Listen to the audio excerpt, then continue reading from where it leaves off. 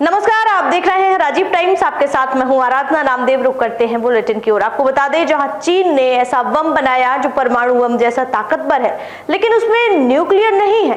इस बम का टेस्ट किया गया और ये नए दौर की लड़ाई का संकेत दे रहा है। आपको बता दें, जहां चीन ने एक नया हाइड्रोजन बम बनाया है। चीन शोधकर्ताओं ने इसका सफलतापूर्वक परीक्षण किया। यह पारंपरिक परमाणु बम से अलग है, लेकिन इसकी ताकत बहुत ज्यादा है। चीन का हाइड्रोजन बम हथियारों के लिए इस्तेमाल होने TNT विस्फोटक से 15 गुना ज्यादा गर्मी पैदा करता है। इसे चीन की सैन्य ताकत में एक बड़ी छलांग माना जा रहा है। इस सफल टेस्ट के बाद अब चीन के पास परमाणु हथियारों से इतर भी एक बेहद शक्तिशाली हथियार हो गया है। तो रुक करते अगली खबर की ओर। आपको बता दें, खबर देहरादून से, जहां देहरादून में ट्रांसजेंडर लोग अपने हक की मांग को लेकर सड़क पर उतर आए हैं। उनका कहना है कि उन्हें भी समाज में बराबरी से जीने का हक मिलना चाहिए। उन्होंने कहा कि उन्हें अब और नजरअंदाज नहीं किया जा सकता। पढ़ाई, नौकरी और इलाज जैसी हर चीज में उन्हें बराबर हक चाहिए। उन्होंने सरकार से अपील की कि उनके लिए अलग नीति बनाई जाए, जिससे उन्हें भी इज्जत से जिंदगी मिल सके। आपको बता दें, जहां LGBT समुदाय के ओशिन ने कहा कि इस प्राइड वॉक में हमेशा की तरह इस बार भी समुदाय से जुड़े सदस्यों और खासकर ट्रांसजेंडर महिलाओं ने भाग लिया है। उन्होंने ट्रांसजेंडर महिलाओं को नीच शब्द से संबोधित किए जाने पर भी आपत्ति जताई। उन्होंने कहा है कि देहरादून का किन्नर समाज बधाई मांगने के साथ ही कई सामाजिक कार्यों में बढ़ चढ़कर हिस्सा ले रहा है।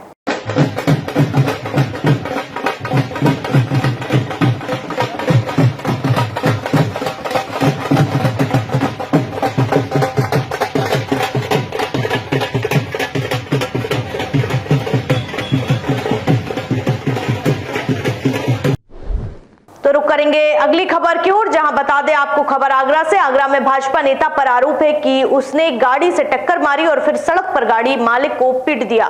पूरी घटना CCTV कैमरे में कैद हो गई। आगरा में एक भाजपा नेता ने रेड सिग्नल तोड़कर गाड़ी टकरा दी और फिर दूसरे गाड़ी मालिक को सड़क पर ही पीटना शुरू कर दिया।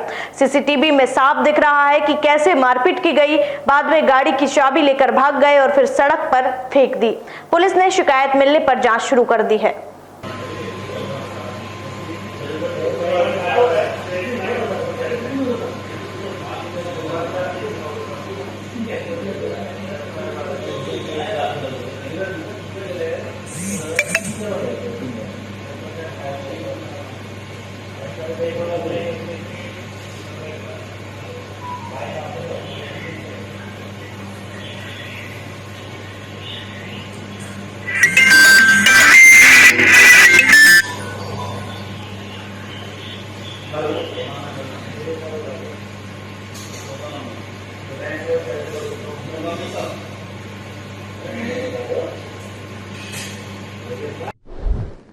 तो खबर राजधानी दिल्ली से है, जहां दिल्ली में आम आदमी पार्टी ने ऐलान किया है कि वो इस बार मेयर चुनाव नहीं लड़ेगी। उनका कहना है कि अब भाजपा को दिल्ली की जिम्मेदारी लेनी चाहिए। दिल्ली में मेयर पद पर बीजेपी की राह अब लगभग साफ हो गई है। आम आदमी पार्टी ने मेयर चुनाव नहीं लड़ने का फैसला लेते हुए बीजेपी पर विधायकों को तोड़ने की साजिश का आरोप लगाया है। बीजेपी ने राजा इकबाल सिंह को मेयर और जय भगवान यादव को डिप्टी मेयर पद का उम्मीदवार बनाया है। इस महीने के अंत में चुनाव होना है। विधानसभा अध्यक्ष विजेंद्र गुप्ता पहले ही चुनाव में भाग लेने वाले विधायकों की सूची जारी कर चुके हैं। आपके चुनाव से हटने से बीजेपी की जीत तय मानी जा रही है, जिससे दिल्ली नगर निगम में उनका नियंत्रण और मजबूत होगा। आपके दिल्ली अध्यक्ष सौरभ भारद्वाज ने कहा कि अब हम मेयर का चुनाव नहीं लड़ेंगे। तो हम लोगों ने एक फैसला किया है कि हम इस बार मेयर के चुनाव में आम आदमी पार्टी का उम्मीदवार खड़ा नहीं करेंगे। भारतीय जनता पार्टी अपना मेयर बना ले, भारतीय जनता पार्टी अपनी स्टैंडिंग कमेटी बनाए और दिल्ली को बिना किसी बहाने बनाए 4 इंजन की सरकार कह लें या इसको 3 इंजन की सरकार कह लें। 4 में कभी कभी इसलिए कहता हूं क्योंकि चौथा इंजन LG है, जो कभी कभी चलता है, कभी कभी रुक जाता है। आजकल रुका हुआ है, मगर कुल मिला के 4 इंजन की इनकी सरकार जो है उसको ये चलाए और दिल्ली वाले को दिखाएं। तो आपको बता दें खबर यूपी से, जहां उत्तर प्रदेश के शामली में एक हादसे में मृत महिला की लाश से अस्पताल के वार्ड बॉय ने कान के सोने की बालियां निकाल ली। हरकत सीसीटीवी कैमरे में रिकॉर्ड हो गई। आपको बता दें जहां यूपी के शामली में एक दर्दनाक हादसे के बाद अस्पताल में अमानवीय घटना सामने आई, जहां मेरठ जाते समय 23 वर्षीय श्वेता की बस दुर्घटना में मौत हो गई। शव को जिला अस्पताल ले जाया गया, जहां परिजनों ने देखा कि श्वेता के कानों से सोने के कुंडल गायब है। हंगामे के बाद जब सीसीटीवी फुटेज खंगाले गए तो एक वार्ड बॉय विजय चोरी करते हुए नजर आया। पुलिस ने उसे गिरफ्तार कर लिया और एक कुंडल बरामद भी कर लिया है। प्रशासन ने दोषी पर सख्त कार्रवाई का भरोसा दिलाया है। इनके सामने ही करता था, देखो काम सामने कर दिया, इसका ध्यान ही नहीं है। वो कर दिया ये लो, अरे गोल ले हो गया, पहले तो कर दिया, डाल लिया जेब में, इसके पीछे जेब में डाल लिया। हाँ, वो जेब में डाल लिया उसने। अब पर्दा हटा दिया, अब दूसरे को ले हुआ करवट। अब देखो दूसरे करवट नाली इधरली साइड है, देख चुका मैं, दोबारा देख लो ये वो दे करवट पर गर्दन प्रकृति जिसका और अब आपको बताते हैं उस शख्स के बारे में जिन्होंने पूरी दुनिया को करुणा, भाईचारे और सादगी का नया संदेश दिया। पोप फ्रांसिस, जो न सिर्फ ईसाई धर्मगुरु थे बल्कि एक ऐसे इंसान भी जिन्होंने धर्म से आगे जाकर इंसानियत को प्राथमिकता दी। अर्जेंटीना से वेटिकन तक का उनका सफर आसान नहीं रहा, लेकिन उन्होंने जो काम किया वो करोड़ों लोगों के दिलों में जिंदा रहेगा। पर्यावरण से लेकर शरणार्थियों तक हर मुद्दे पर उन्होंने खुलकर बात की। चलिए अब उनके जीवन और योगदान पर नजर डालते हैं।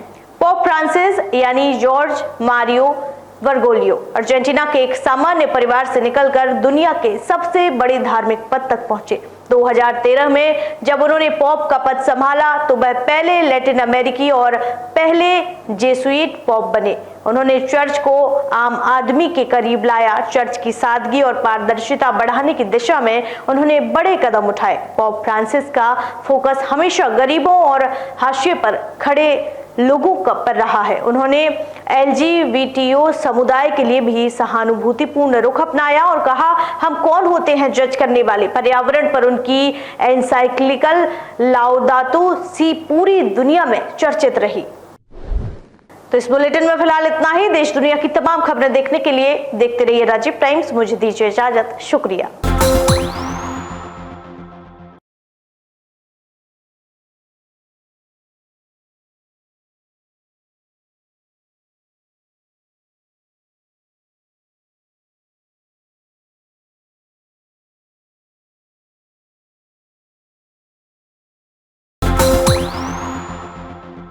नमस्कार, आप देख रहे हैं राजीव टाइम्स। आपके साथ मैं हूं आराधना नामदेव। रुक करेंगे आज की मुख्य खबरों की और आपको बताएंगे खबर सबसे पहले इंदौर से। इंदौर में कांग्रेस ने एक बार फिर प्रशासन पर सीधे हमला किया है। प्रदेश अध्यक्ष जीतू पटवारी ने आरोप लगाया कि एसपी, कलेक्टर और पुलिस अधिकारी भाजपा के दिहाड़ी मजदूर की तरह काम कर रहे हैं। जेल में बंद निगम नेता प्रतिपक्ष चिंटू चौकसे से मिलने पहुंचे कांग्रेस नेताओं ने इसे राजनीतिक प्रतिशोध बताया है। इंदौर में कांग्रेस का सियासी तापमान चरम पर है। प्रदेश प्रभारी हरीश चौधरी और अध्यक्ष जीतू पटवारी चिंटू चौकसे से जेल में मुलाकात के लिए पहुंचे और प्रशासन पर गंभीर आरोप लगाए। पटवारी ने कहा कि बच्चों के झगड़े में चौकसे का नाम जोड़ा जाना राजनीतिक द्वेष है। उन्होंने इंदौर पुलिस कमिश्नरी को फेल बताते हुए सवाल उठाया कि जब भाजपा पार्षदों पर आरोप लगे तो पुलिस मौन क्यों थी। भाई हरीश चौधरी ने कहा कि भाजपा सरकार लोकतंत्र को कुचल रही है और कांग्रेस सड़क से संसद तक इसका विरोध करेगी। इनके खुद के भतीजे के जो चोट लगी है, गंभीर चोट है। डॉक्टर ने भी उनको 48 घंटे की ऑब्जर्वेशन में रखा है। तो ये अपने आप में सिद्ध होता है कि वो चोटें काफ़ी गंभीर हैं। उसके बावजूद सिर्फ राजनीतिक देश भावना के कारण ये मुकदमे हुए। पूरे प्रदेश में यही हालात है। आज अखबार सुबह आप लोग देखो तो क्या क्या चीज़ें भारतीय जनता पार्टी के नेता कर रहे हैं, उनके पदाधिकारी क्या कर रहे हैं, ये पूरा मध्य प्रदेश देख रहा है। ये जो सत्ता का अहंकार है उसमें ये लोग मानवता भी भूल गए। कि लोकतंत्र की हत्या के कई प्रकार होते हैं। उसमें एक प्रकार होता है कि पॉलिटिकल वेंडेटा के रूप में विपक्ष के कार्यकर्ताओं को डराना, धमकाना, प्रशासन से अलग अलग तरीके से यातनाएं देना, विपक्ष के नेताओं को बदनाम करना और लगातार अपने पापों को छुपाना। नेता प्रतिपक्ष को इसलिए 307 लगाई कि नेता प्रतिपक्ष ने कहा कि फर्जी बिलों का घोटाला 2000 करोड़ रुपए खा गए इंदौर के महापौर और पूरी परिषद और इनके पार्षद। नेता प्रतिपक्ष ने सवाल उठाया इस बात का कि 2000 से ज़्यादा कर्मचारी अगर नेताओं के ड्यूटी कर रहे हैं, उनका पानी भर रहे हैं और तनख्वाह दे रही है नगर निगम। अगर नेता प्रतिपक्ष ने ये कहा कि ये जो मेट्रो आ रही है, इस मेट्रो में जो फिर से इसकी प्रोजेक्ट रिपोर्ट के बाद जो इसका प्रोजेक्शन हुआ था, जितने पैसे का इसमें यूज़ होना था, उपयोग होना था, उससे ज़्यादा अगर हजारों करोड़ रुपए बढ़े तो ये करप्शन की भेंट चढ़े। ये जो सरकारी ज़मीनें बेची जा रही है, इसको लेकर नेता प्रतिपक्ष सवाल उठा रहे थे। तो ये पूरा घटनाक्रम उसके आसपास का, ये झगड़ा करवाना जानबूझ के उनके बच्चों से, फिर चिंटू चौक से समझाने जाना, उसके बाद भी कोई वीडियो विजुअल, कोई किसी प्रकार का एविडेंस नहीं है, उसके बाद उस पर 307 लगाना। यानी इंदौर वासियों, आप देखो कि आपके पैसे की चोरी भारतीय जनता पार्टी संगठित अपराध के रूप में चोरी कर रही है, और अगर उसकी आवाज़ कोई उठा रहा है तो नेता प्रतिपक्ष की ड्यूटी है, दायित्व है, कांग्रेस जन का दायित्व है, तो उसको 307 नकली असली लगा के जेल भेजा जा रहा है। तो वहीं आपको एक बार फिर अगली खबर बता दें, महानगर इंदौर से, जहां इंदौर मेट्रो के तहत बन रहे सब स्टेशन को लेकर मल्हारगंज और यशवंतगंज क्षेत्र में भारी विरोध देखा गया। व्यापारियों और रहवासियों ने छोटा गणपति पर धरना प्रदर्शन किया और मेट्रो अधिकारियों पर मनमानी का आरोप लगाया। धरने में शामिल व्यापारियों का कहना है कि मेट्रो स्टेशन की जरूरत नहीं, लेकिन उनके मकान और दुकानें बेवजह तोड़ी जा रही हैं। शेखर गिरी ने बताया कि मेट्रो की 45 मकानों की लिस्ट में उनका नाम है, जबकि स्टेशन आधा किलोमीटर दूर बन सकता है। प्रदर्शन को समर्थन देने पहुंचे पूर्व विधायक सत्यनारायण सत्तन ने कहा कि यह व्यापारियों के साथ अन्याय है और वे इसका विरोध करते रहेंगे। व्यापारियों ने मंत्री कैलाश विजयवर्गीय से भी मुलाकात की थी, लेकिन अब तक समाधान नहीं हुआ।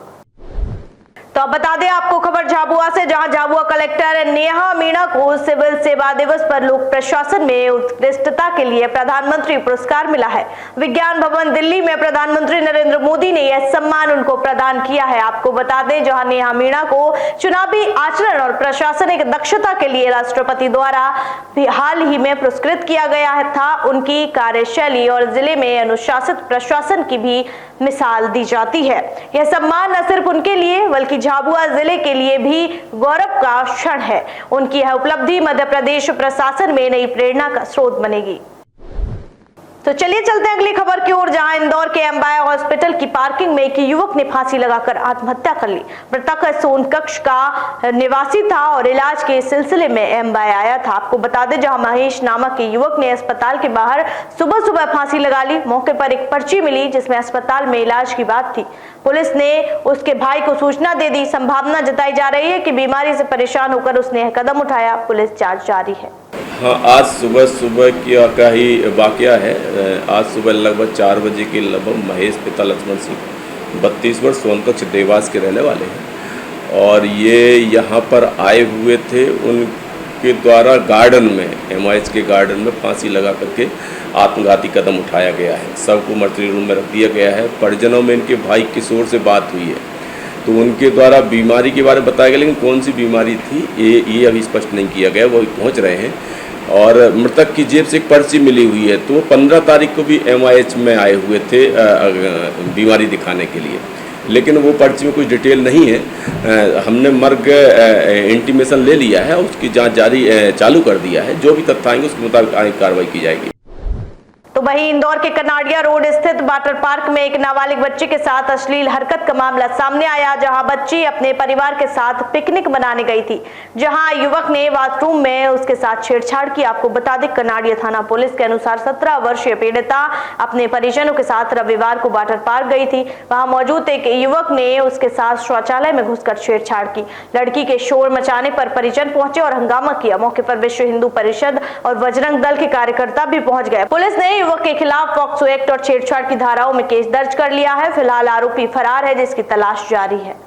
मयंक ब्लू वाटर पार्क जो बिचौली हप्सी थाना कनाड़िया के अंतर्गत एक वाटर पार्क है, जहाँ काफी लोग आते हैं और वहाँ चूंकि ये समर सीजन होने के कारण वहाँ पे काफी परिवार, बच्चे, लड़के लड़कियां सभी आते हैं। तो कल इसमें रोजाना की भांति काफी लोग उसमें स्विमिंग पूल में थे।